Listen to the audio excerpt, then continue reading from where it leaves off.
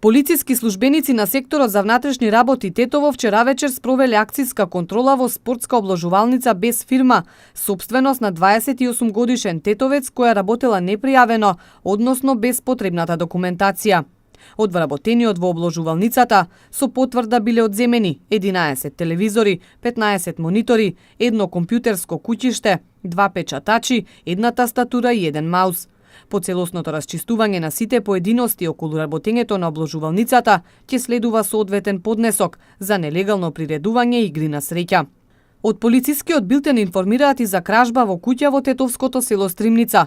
Вчера попладне засега непознати сторители го искористиле отсуството на домашните и извршиле кражба на неутврден начин, без траги на насилство. Влегле во внатрешноста на куќата, пребарувале во комода во детската и потоа под креветот во спалната соба, кого го подигнале, пронашле и одзеле кутија со разновиден златен накид, пошто незабележани од никого го напуштиле објектот, најверојатно преку отворениот прозорец во подрумот или светларникот.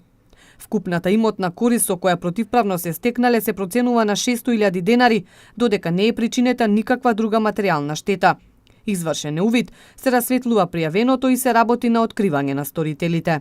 Од билтенот информација и за две сообраќајки. Првата се случила вчера наутро во 7 часот и 30 минути на автопатот Тетово-Скопје во непосредна близина на Клучката Север, кога патничко возило Volkswagen Passat со тетовски регистерски таблици налетало и удрило во куќе бездомник.